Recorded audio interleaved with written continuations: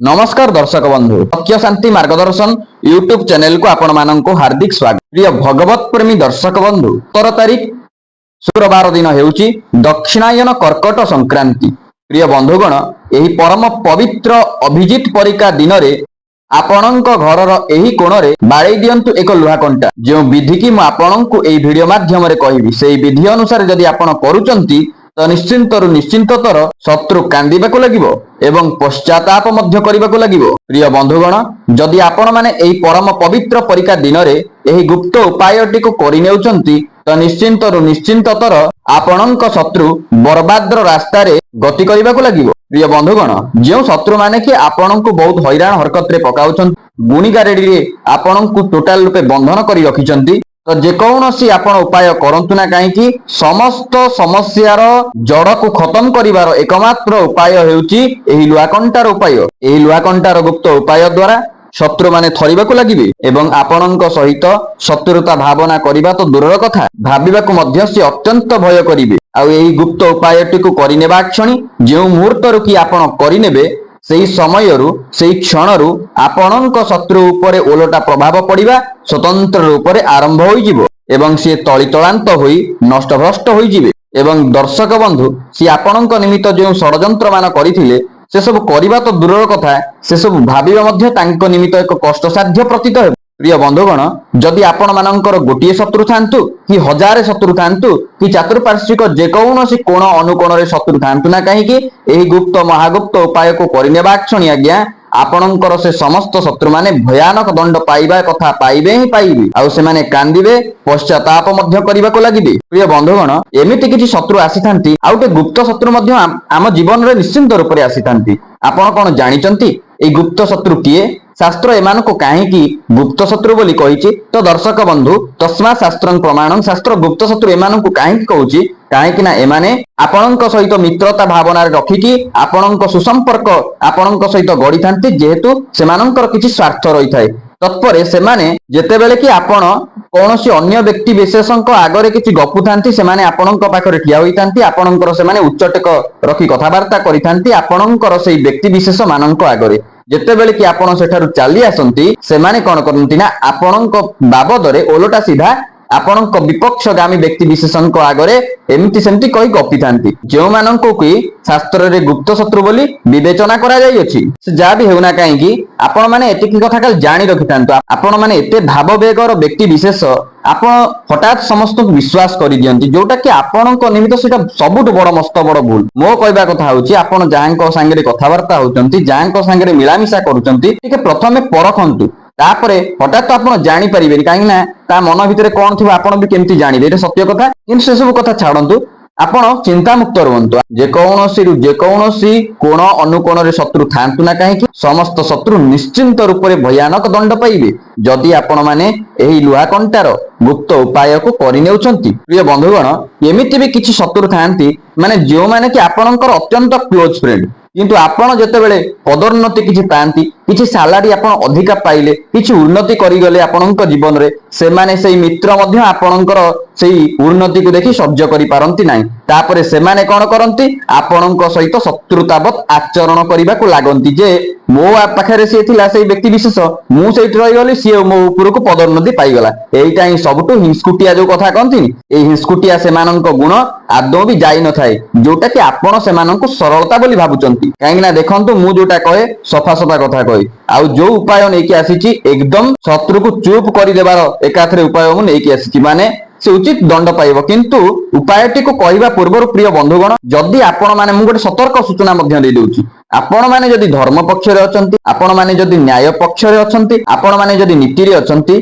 शास्त्रानुगत आचरण आपण माने करूचंती तो ए उपाय रे हाथ मारंतु नचेत आदौ भी हाथ मारंतु नै खाली सुनंतु काहे ना ए उपायटी होची अत्यंत भयानक जदि आपण अपर पक्ष रे अन्याय रे अछंती अनीति रे अछंती अधर्म रे अछंती एसबू उपरे रही कि आपण ए उपायटी करूचंती तो निश्चिंत रूप से ए उपाय आपणकर ही सर्वनाश करदेव कहीं उपाय ଅତ୍ୟନ୍ତ ଅସାଧାରଣ, ସାଧାରଣ ନୁହେଁ। କାହିଁକି ନା ଏହା ସ୍ୱତନ୍ତ୍ର ରୂପରେ ଜାମଳାତନ୍ତ୍ର ପୁସ୍ତକରୁ ସଂଗୃହୀତ। ଆଉ ବିଶେଷ ରୂପରେ ଆପଣ ଯଦି ଧର୍ମ ମାର୍ଗରେ ଅଛନ୍ତି, ଆପଣ କଷ୍ଟ ତ ନିଶ୍ଚିନ୍ତ ପ୍ରିୟ ବନ୍ଧୁଗଣ ପାଉଥିବେ, ଆଉ ଆପଣ ଉନ୍ନତି ମଧ୍ୟ କରିଚାଲିଥିବେ। କିନ୍ତୁ ସେଇ ଉନ୍ନତି କ୍ଷଣିକ ସମୟ ଭିତରେ ଯୋଉ ଉନ୍ନତି କରୁଛନ୍ତି, ସେଇ ସବୁ ଉନ୍ନତିକୁ ଆପଣଙ୍କର ଯୋଉ ଅପର ପକ୍ଷର ବ୍ୟକ୍ତି ବିଶେଷ ଅଛି, ଯାହାକୁ କି ଆପଣ ମିତ୍ର ଭାବୁଛନ୍ତି, ସେ ପ୍ରକୃତରେ ଆପଣଙ୍କ ଶତ୍ରୁ। ସିଏ ଏ କଥାକୁ ସହ୍ୟ କରିପାରନ୍ତି ନାହିଁ।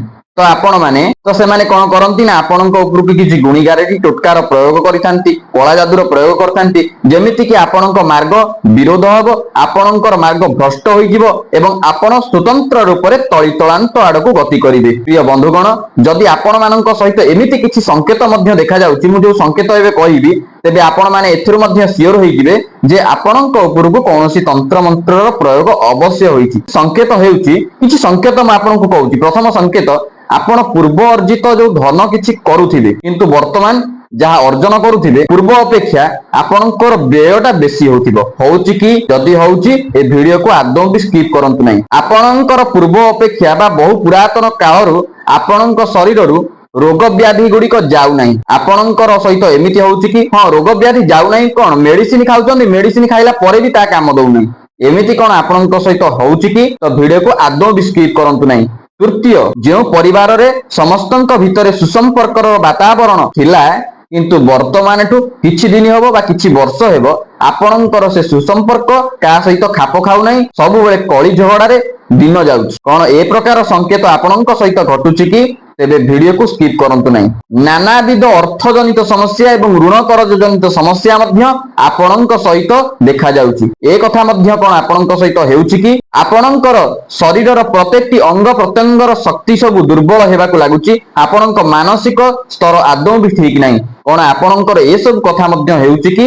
ତେବେ ନିଶ୍ଚିନ୍ତ ରୂପରେ ଆଉ ତ ଅନେକ କଥା ଅଛି, କିନ୍ତୁ ଯୋଉଟା ମେନ୍ ଇମ୍ପୋର୍ଟାଣ୍ଟ କଥା ଗୁଡିକ, ସଂକେତ ଗୁଡିକ ମୁଁ ଆପଣଙ୍କ ଆଗରେ ରଖିଲି। ଯଦି ଆପଣଙ୍କ ସହିତ ଏମିତିକା ପରିସ୍ଥିତି ହଉଛି, ସମସ୍ୟା ଗୁଡିକ ହଉଛି, ତ ଭିଡିଓଟିକୁ ଆଦୌ ବି ସ୍କିପ୍ କରନ୍ତୁ ନାହିଁ। କାହିଁକିନା ଯଦି ଆପଣ ସ୍କିପ୍ କରି ଦେଖୁଛନ୍ତି, ତ ନିଶ୍ଚିନ୍ତ ରୂପରେ ଅଧା ଅଧୁରା ଜ୍ଞାନ ଦେଖୁଛନ୍ତି, ଖାଲି ଉପାୟଟିକୁ ଦେଖିଦେବେ କରିଦେବେ, ତ ଲାଭ ହେବ ନାହିଁ। ମୁଁ ଯୋଉ ବିଧି ବିଧାନ ନିୟମାବଳୀ କହିବି, ତାକୁ ଆପଣ ଆପଣଙ୍କ ଜୀବନରେ ଆପଣେଇବା ପାଇଁ ପଡିବ। ଆଉ ହଁ ଦର୍ଶକ ବନ୍ଧୁ, এই ଉପାୟ ତ ମୁଁ এই ଭିଡିଓ ମାଧ୍ୟମରେ ଆଗକୁ ଅବଶ୍ୟ ବତେଇବି, ଆଉ ତା ନିୟମାବଳୀ ବି କହିବି। ତା ପୂର୍ବରୁ ଆପଣ ମାନେ ଯଦି ଆମ ଚ୍ୟାନେଲରେ ନୂଆ କରି ଆସିଛନ୍ତି, ତେବେ ଆପଣ ମାନଙ୍କୁ ଖାଲି ଏତିକି ରିକ୍ୱେଷ୍ଟ, ଆପଣ ମାନେ ଆମ ସତ୍ୟ ଶାନ୍ତି ମାର୍ଗଦର୍ଶନ ୟୁଟ୍ୟୁବ ଚ୍ୟାନେଲଟିକୁ ସବସ୍କ୍ରାଇବ କରି ରଖିଥାନ୍ତୁ। ପାଖରେ ଥିବା ବେଲ ଆଇକନଟିକୁ ପ୍ରେସ୍ କରନ୍ତୁ, ଭିଡିଓଟିକୁ ଗୋଟେ ଲାଇକ୍ କରନ୍ତୁ, ସେୟାର କରନ୍ତୁ, କମେଣ୍ଟ ବକ୍ସରେ ଓମ୍ ଭୈରବାୟ ନମଃ ଅବଶ୍ୟ ଲେଖନ୍ତୁ। এই ଭୈରବଙ୍କ ମନ୍ତ୍ର ସାଧାରଣ ନୁହେଁ, କାହିଁକି ନା এই ଭୈରବଙ୍କ ମନ୍ତ୍ର ମଧ୍ୟ এই ଭିଡିଓ ସହିତ ଜଡିତ ଅଛି। ଆଉ ହଁ ଦର୍ଶକ ବନ୍ଧୁ, ଯଦି ଆପଣ ମାନେ ଏହି ଗୁପ୍ତ ଉପାୟଟିକୁ ସେହି ପରମ ପବିତ୍ର ଦିନ ମାନେ ଦକ୍ଷିଣାୟନ କର୍କଟ ସଂକ୍ରାନ୍ତି, ଯାହାକି 17 ତାରିଖ ଶୁକ୍ରବାର ଦିନ ଆପଣ କରିନେଉଛନ୍ତି, ଯେକୌଣସି ବି ମୁହୂର୍ତ୍ତରେ, ଆଜ୍ଞା ଯେକୌଣସି ମୁହୂର୍ତ୍ତରେ, ବ୍ରହ୍ମ ମୁହୂର୍ତ୍ତରେ କରନ୍ତୁ, ସକାଳେ କରନ୍ତୁ, ମଧ୍ୟାହ୍ନରେ କରନ୍ତୁ, କି ସାୟଂକାଳରେ କରନ୍ତୁ, କି ରାତ୍ର କାଳରେ କରନ୍ତୁ, ଆପଣ ଯେକୌଣସି ବି ମୁହୂର୍ତ୍ତରେ ଏହି ଦିନ ଖାଲି କରିନେଉଛନ୍ତି, ଆପଣଙ୍କର ଶତ୍ରୁ ସମ୍ପୂର୍ଣ୍ଣ ରୂପରେ ବର୍ବାଦ ହୋଇଯିବ। ତତ୍ସହିତ ଏହା ଆପଣଙ୍କର ସମସ୍ତ ଋଣ କରଜକୁ ମଧ୍ୟ, ସେ ଗତ ସମସ୍ୟାକୁ ମଧ୍ୟ ଦୂରୀକରଣ କରିବାକୁ ଏହା ସର୍ବସମର୍ଥ। ଆପଣଙ୍କର ଧନଜନିତ ସମସ୍ୟାକୁ ଦୂରୀକରଣ କରିବା ସହିତ ଏ ଉପାୟର ଗୋଟେ ବଡ ବିଶେଷତା ହେଉଛି ଆପଣଙ୍କ ଧନ ଆସିବାର ମାର୍ଗକୁ ମଧ୍ୟ ପ୍ରଶସ୍ତ କରିବ।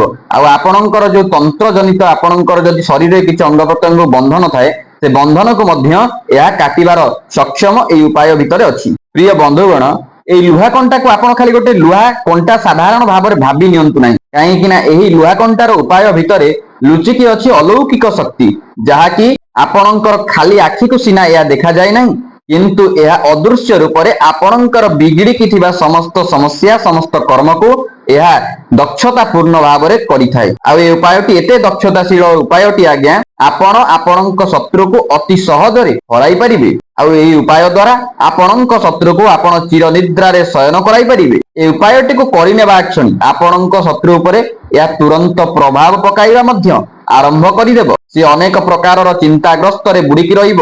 ଆପଣଙ୍କୁ ଯେଉଁ ସବୁ ସମସ୍ୟାରେ ପକାଉଥିଲା, ଯେଉଁ କଥା କୁହନ୍ତି, ଗୋଟେ କହାବତ ଅଛି ଯେ ଅନ୍ୟ ପାଇଁ ଯେଉଁମାନେ ଗାତ ଖୋଳନ୍ତି, ସେ ଗାତରେ ନିଜେ ସେମାନେ ପଡନ୍ତି। ତ ନିଶ୍ଚିନ୍ତ ରୂପରେ ସିଏ ଯେଉଁ ତନ୍ତ୍ରମନ୍ତ୍ର ପ୍ରୟୋଗ କରୁଥିଲା, ଓଲଟା ପ୍ରଭାବ ତା ଉପରେ ପଡିବା ଆରମ୍ଭ କରିଦେବ। ଆଉ ଏହି ଲୁହା କଣ୍ଟାର ଯୋଉ ମୁନଟି ସ୍ୱତନ୍ତ୍ର ରୂପରେ ଏହା ଆପଣଙ୍କୁ ପ୍ରୋଟେକ୍ଟ କରି ରଖିବ ଏବଂ ତାର ପଛପଟେ ଥିବା ଯୋଉ ଆପଣ ଦେଖୁଥିବେ ସର୍କଲ ଟାଇପର ଯୋଉ ଅଛି, ଯୋଉଟା କି ବାଡାନ୍ତି, ଯୋଉ ଲୁହା କଣ୍ଟାକୁ ଯୋଉ ବାଡେଇବାରେ ସହାୟକ ହୁଏ, সেই পথটা ଆପଣଙ୍କୁ ଢାଲ ଟାଇପର ଆପଣଙ୍କୁ ସୁରକ୍ଷା ପ୍ରଦାନ କରିବାର ଶକ୍ତି ସାମର୍ଥ୍ୟ ଏହା ଭିତରେ ଲୁଚିକି ଅଛି। ତ ପ୍ରଥମ କଥା ହେଉଛି ପ୍ରିୟ ବନ୍ଧୁଗଣ, ଆପଣ ମାନେ ଏହାର ବିଧିବିଧାନ ନିୟମ ଗୁଡ଼ିକୁ ଆପଣ ଜାଣି ରଖନ୍ତୁ। ଯେଉଁ ରୁମରେ କି ଉପାୟଟି କରିବେ ସତ ଚେଷ୍ଟା କରିବେ ଆପଣଙ୍କୁ ଯେମିତି କେହି ଡିଷ୍ଟର୍ବ କରିବେ ହିଁ ନାହିଁ। ଏକାନ୍ତ ରୁମଟିକୁ ଚୟନ କରନ୍ତୁ। ମୋର କହିବାର ଅର୍ଥ ହେଉଛି ଏହା। ଏବଂ ଆପଣ ଯେଉଁ ରୁମରେ କରିବାକୁ ଯାଉଛନ୍ତି ଏଇ ଗୁପ୍ତ ଲୁହା କଣ୍ଟାର ଉପାୟକୁ, ଆପଣ ମାନେ ସେ ଗୃହର କକ୍ଷକୁ ସ୍ୱତନ୍ତ୍ର ରୂପରେ ଗଙ୍ଗା ଜଳ ପକାଇ ତାକୁ ଶୁଦ୍ଧିକରଣ କରିଦେଇଥାନ୍ତୁ। ମାନେ ଫ୍ଲୋରଟିକୁ ପୋଛାପୋଛି କରିଦିଅନ୍ତୁ। ଆଉ ହଁ, ଏଇଟା ପ୍ରତି ଧ୍ୟାନ ଦେବେ ଯେ ଆପଣଙ୍କୁ କାଳେ ଯଦି କିଏ ପଚାରିଦେବେ ଯେ ଉପାୟଟି କଣ କରୁଛ ଆଉ ଏ ଉପାୟ କରିବା ଦ୍ୱାରା କଣ ହୁଏ, ଆପଣ ତାଙ୍କୁ ଉପାୟ ବିଷୟରେ ତ କହିବା ତ ଦୂରର କଥା, ଆପଣ ଯେମିତି ଚେଷ୍ଟା କରିବେ ଆପଣଙ୍କୁ କେହି ବି ନ ଦେଖନ୍ତି। ଆଉ ଯଦି ବି ଯିଏ ପଚାରି ଦିଏ ଆପଣ କିଛି କାହାକୁ କହିବାର ଆବଶ୍ୟକତା ନାହିଁ। କାହିଁକି ନା ତୁଣ୍ଡ ବାଇଦ ସହସ୍ର କୋଶ। ଯଦି ଆପଣ ଜଣଙ୍କୁ କହିବେ ଏହା 15 ଜଣ ଯିବ, ତ ନିଶ୍ଚିନ୍ତ ରୂପରେ ଏଇଟା ନିଜ ଘରର ସଦସ୍ୟ ହେଲେ ମଧ୍ୟ ଆପଣ ଏହାକୁ କେବେ ବି କାହାକୁ କହିବେ ନାହିଁ।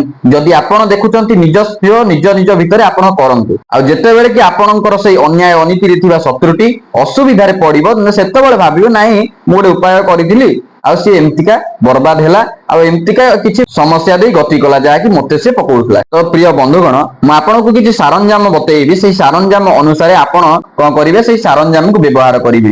ତ ଆପଣ ମାନେ ଗୋଟିଏ କଟୋରୀରେ କିଛି ନାଲି ସିନ୍ଦୁର ନିଅନ୍ତୁ।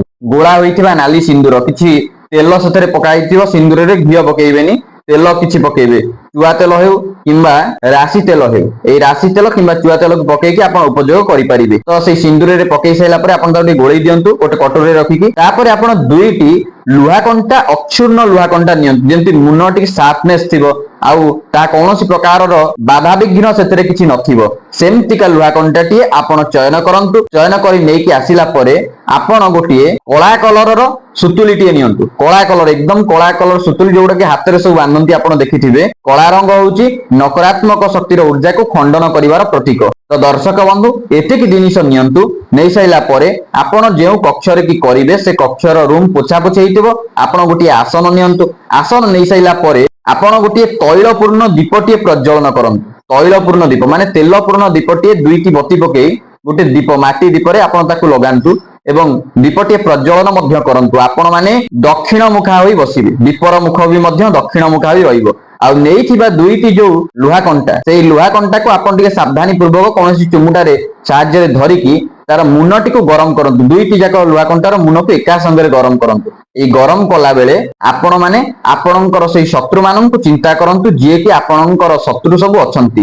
କିମ୍ବା ଯଦି ଶତ୍ରୁ ନା ମନେ ନାହାନ୍ତି, ଆପଣ ଯଦି ସମସ୍ତ ଶତ୍ରୁ 21 ଥର କହିବେ, 21 ଥର ଯେତିକି ଥର ହେବ ସେତିକି ଆପଣ ଗରମ କରିବେ। 21 ଥର କହିବେ, 21 ସେମିତି ଦେଖେଇଥିବେ ନିଆଁ ଅଗ୍ନି ଶିଖାରେ ଆପଣ ସେଇ ଲୁହା କଣ୍ଟାକୁ ଦେଖେଇଥିବେ। 21 ଥର କହିସାରିଲା ପରେ ତାକୁ ଆପଣ କାଢି ଆଣିବେ। କାଢି ଆଣି ସାରିଲା ପରେ ସେ ଯେତେବେଳେ ଥଣ୍ଡା ହୋଇଯିବ ସମ୍ପୂର୍ଣ୍ଣ ରୂପରେ, ଥଣ୍ଡା ହେଇଗଲା ପରେ ସେଇଠି ବସିଥିବେ, ଆପଣ ଅପେକ୍ଷା କରିବେ। ସେଠି ଆପଣ କଣ କରିବେ ନା, ରଖିଥିବା ଯୋଉ ନାଲି ସିନ୍ଦୁର ତାକୁ ଆପଣ କଣ କରିବେ, ସେଇ ଲୁହା କଣ୍ଟାରେ ମାରିବେ। ମାରିଲା ବେଳେ ଆପଣ ମାନେ ଓಂ ଭୈରବାୟ ନମଃ, ଓಂ ଭୈରବାୟ ନମଃ 11 ଥର ଉଚ୍ଚାରଣ କରନ୍ତୁ। ଓಂ ଭୈରବାୟ ନମଃ, ଏହି ମନ୍ତ୍ରକୁ ଉଚ୍ଚାରଣ ପୂର୍ବକ ଆପଣ ମାନେ କଣ କରିବେ, ସେଇ ଲୁହା କଣ୍ଟାରେ ଆପଣ ମାନେ ସିନ୍ଦୁର ମାରନ୍ତୁ। ମାରି ସାରିଲା ପରେ ସ୍ୱତନ୍ତ୍ର ରୂପରେ ତାପରେ ନେଇଥିବା ଯୋଉ କଳା ସୂତା ଆପଣ କଣ କରିବେ, ଯେମିତି 7 ରାଉଣ୍ଡ ସେ ଲୁହା କଣ୍ଟା, ଦୁଇଟି ଲୁହା କଣ୍ଟା ଦେହରେ ବୁଲେଇ ହେଉଥିବ। 7 ରାଉଣ୍ଡ ସେଇ ଲୁହା କଣ୍ଟା ଉପର ଦେଇ ପରସ୍ତ ଦେଇକି ଆପଣ 7 ରାଉଣ୍ଡ ବୁଲାନ୍ତୁ।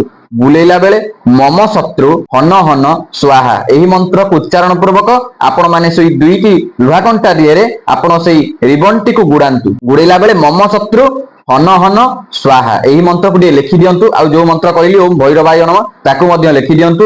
ଆକୁ ମନେ ରଖିକି ସବୁ କରନ୍ତୁ, ଡିଟେଲସ ରେ କରନ୍ତୁ। କରିସାରିଲା ପରେ ଆପଣ ମାନେ କଣ କରିବେ, ସେହି ଦିନ ଯଦି ଯିବେ କିମ୍ବା ତା ପରଦିନ ଆପଣ ମାନେ ଏକ ମୁଖା ହୋଇଯିବେ ଆଉ ଏକ ମୁଖା ହୋଇ ଆସିବେ। ସେ ଲୁହା କଣ୍ଟାକୁ, ଗୁଡା ଯାଇଥିବା ସେଇ ଲୁହା କଣ୍ଟାକୁ ଏବଂ ଦୀପକୁ ସ୍ୱତନ୍ତ୍ର ରୂପରେ ସମସ୍ତ ସାମଗ୍ରୀକୁ ଆପଣ ନେଇ, ସିନ୍ଦୁରକୁ ଛାଡିଦେଲା ପରେ ସମସ୍ତ ସାମଗ୍ରୀ ଆପଣ ନେଇ ତାକୁ କଣ କରିବେ, କୌଣସି ଏକ ଶ୍ମଶାନରେ କେହି ଏମିତି ଯାତାୟାତ କରୁନଥିବେ ସେ ସ୍ଥାନରେ ଆପଣ ନେଇ ପୋତି ଦେଇକି ପଳେଇ ଆସନ୍ତୁ। ବିଶ୍ୱାସ କରନ୍ତୁ ଦର୍ଶକ ବନ୍ଧୁ, ଯୋଉ କ୍ଷଣରୁ ପୋତିବେ ସେଇ କ୍ଷଣରୁ ହିଁ ଆପଣଙ୍କ ଶତ୍ରୁ ଉପରେ ଭୟଙ୍କର ପ୍ରଭାବ ପଡିବା ଆରମ୍ଭ ହୋଇଯିବ। ଏହା ହେଉଛି ଜାମଳା ତନ୍ତ୍ରର ପ୍ରୟୋଗ, ଯାହାକି ସ୍ୱତନ୍ତ୍ର ରୂପରେ ଧର୍ମ ମାର୍ଗ ବ୍ୟକ୍ତି ବିଶେଷ ମାନଙ୍କ ପାଇଁ ପାଇଁ ଅଧର୍ମ ମାର୍ଗ ବ୍ୟକ୍ତି ବିଶେଷଙ୍କ ପାଇଁ ଆଦୌ ବି ନୁହେଁ। ଯଦି ଏହା ସେମାନେ କରୁଛନ୍ତି ତ ମୁଁ ଆଉଥରେ ମଧ୍ୟ କହି ରଖୁଛି ଆପଣଙ୍କ ନିମିତ୍ତ ଗୋଟିଏ ଭୟଙ୍କର ଘଟଣା ମଧ୍ୟ ଘଟିପାରେ। ତ ପ୍ରିୟ ବନ୍ଧୁଗଣ, ଯଦି ଆପଣମାନେ ଧର୍ମରେ ଅଛନ୍ତି ତେବେ ଯାଇକି କରନ୍ତୁ। ଆଉ ଆମର ଚ୍ୟାନେଲରେ ସବସ୍କ୍ରାଇବ ମଧ୍ୟ କରି ରଖିଥାନ୍ତୁ। ପ୍ରିୟ ବନ୍ଧୁଗଣ, ଆଜି ପାଇଁ ବାଣୀକି ଏଠି ବିରାମ ଦେବା। ରହୁଛି, ନମସ୍କାର, ଜୟ ଜଗନ୍ନାଥ।